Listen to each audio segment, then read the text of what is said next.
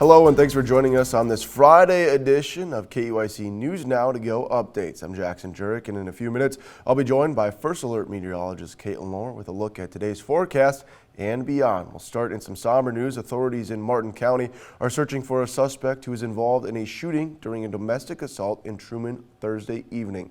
The sheriff's office says it happened around 6:15 when they responded to the report of a woman being shot in the chest. She was taken to the hospital. The extent of her injuries is unknown.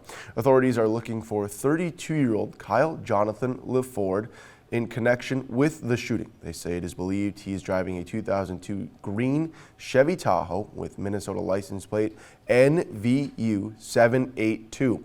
Anyone with information on LeFord's location is asked to contact the Martin County Sheriff's Office at 507-238-4481.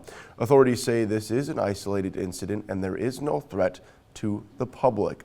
In some national news, Ukrainian President Volodymyr Zelensky is expected in Washington today for a high-stakes meeting with President Donald Trump. Julia Benbrook joins us from the White House with what we can expect from today's meeting. Ukrainian President Volodymyr Zelensky is set to meet with President Donald Trump at the White House, in part to discuss a natural resources agreement that would potentially give the United States access to Ukraine's rare minerals, as well as oil and gas. We'll be really partnering with Ukraine in terms of rare earth. We very much need rare earth.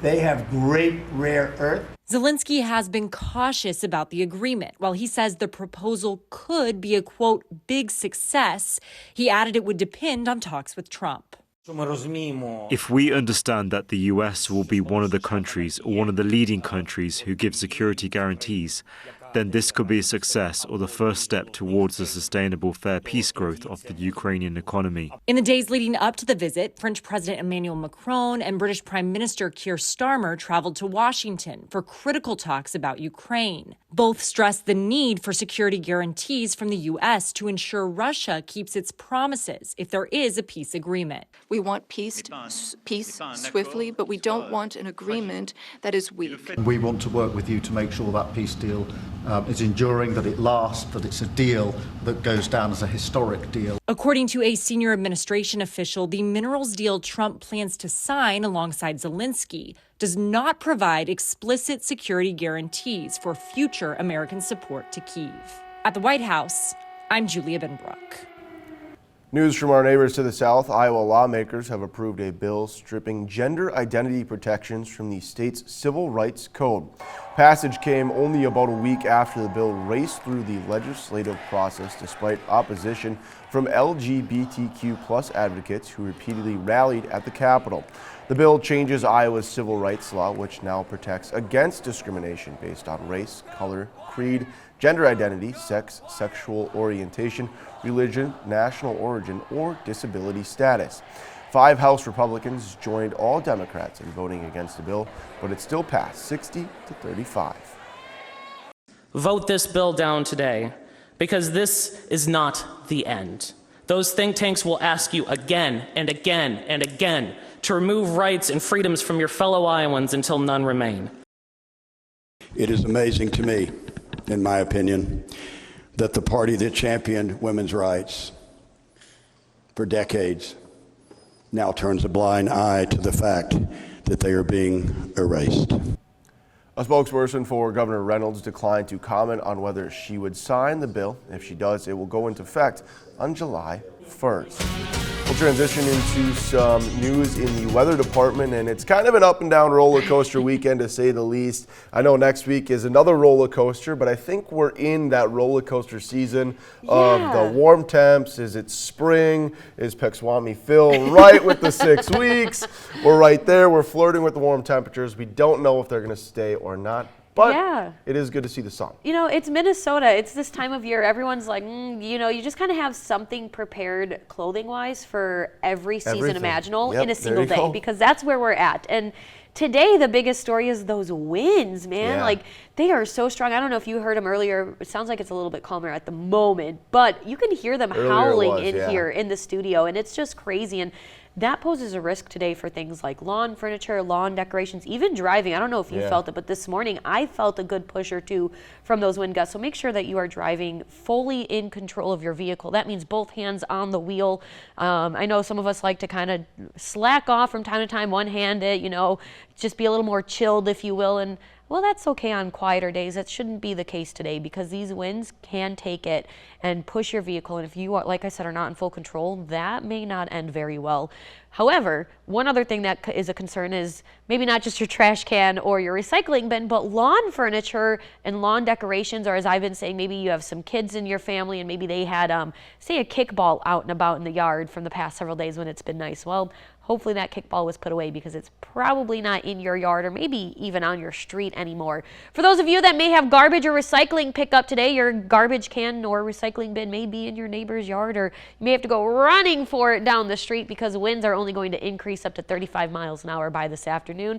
Wind gusts up to 45 miles an hour possible, if not higher or stronger than that, because of these winds and the risks that come with these winds, like we talked about, lawn furniture or decorations being blown around or giving your car a push. We do have a wind advisory that it will be in effect from now until 6 o'clock this evening. And again, why lawn furniture or decorations pose a risk is because, well, if it gets picked up out of a yard and you're driving down the road, that could end up hitting your car or hitting you if you're walking. So again, if you have not left yet, or if you're out and about, or if you're at home, try to be very mindful of these things that could be flying around, as well as just garbage or other forms of litter, things like that. It could lead to some hazardous conditions out there. Temperatures, we're reaching a high of about 44, 45 degrees through the late morning, early afternoon hours, and then because of the weak cold front moving through, temperatures are going to drop into the 30s by this evening. Please pay attention to these temperatures and these wind chill conditions, because it's Friday night. I know a lot of us have plans to go out, whether it's maybe dinner plans, out with friends, whatever it may be. Just know that it is going to be blustery tonight. Just because that wind advisory expires at 6 p.m. this evening does not mean that those winds are just going to automatically become calm. It's going to be a gradual die down in those winds. So while temperatures drop into the 30s, wind chill values this evening, take a look at that, in the teens. So if you plan to go out tonight, this evening, whether it's this evening or later tonight, know that those wind chill values will eventually reach the single digits by tomorrow morning. So what you need to take away from this is, if you have plans tonight, grab a heavier jacket. You'll thank me later. Temperatures will drop to a low of 14 degrees, but as you saw, single-digit wind chill values tomorrow. Will be a little bit cooler, but at least we'll hold on to that sunshine. We're looking at a seasonal day with a high of 30 degrees. Taking a look at our roller coaster week ahead at your extended forecast. Cold front moves through, stronger one next week, bringing in a chance of rain on Monday, scattered showers Tuesday, rain-snow mix for Wednesday morning. And then Saturday and Sunday next week, we're back up again. That's what I'm looking at. You just kind of got to strap in and put your hands up and say, wee, here we go. That's all you got to do. Well, thank you very much, Caitlin. We're going to transition into some sports now. The Section 2A girls basketball quarterfinals are here. Highlighting last night's games are the top-seeded Sleepy Eye St. Mary's up against United South Central. Rebels trailing in the second half to the Knights. USC gets a couple of points back. First shot doesn't go, but Olivia Bungum is there for the rebound and the score. Later, Taylor Schroeder is the one doing the damage in the paint for the Rebels, but this game is all Sleepy Eye St. Mary's. Morgan Mathwitz grabs the rebound and goes up for 2 of her 40 points in the matchup. This time, Olivia Scheifert attacks the hoop. Sleepy Eye St. Mary's cruises into the Section 2A semifinals with the victory and will play the winner of this next matchup. It's Martin County West up against Springfield. First half, Avery Sanders knocks down the shot for the Mavericks. You'll see that here in a moment. There it is. At the other end, Tigers' Olivia Milbrath is wide open in the paint for the score, but it's MCW jumping out to a 16-2 run. Emily Anderson gets the job done down low. Special night for her. More on that later. Mavericks keep this play alive. Sanders drops in 2 more points with the long jumper. Now it's Courtney Anderson getting in on the action for the Mavericks. But as we mentioned before, a milestone night for Emily Anderson. She goes over the 2,000 points mark in her career in the section playoffs. Congratulations on the accomplishment, Emily. MCW picks up the 47-40 victory, meaning the Mavericks take on St. Mary's on Monday for a spot in the Section 2A title game. The 14th ranked Minnesota State University men's hockey team wraps up their regular season play this weekend. The team welcomes Bemidji State to the Mayo Clinic Health System Event Center for a 2-game series that starts this evening. The Mavericks are in sole possession of first place in the CCHA, clinching the McNaughton Cup during their sweep of Lake Superior State last weekend. Puck drop for tonight's game is at 7:07, with Saturday's game starting at 6:07. Watch over the air on the 365.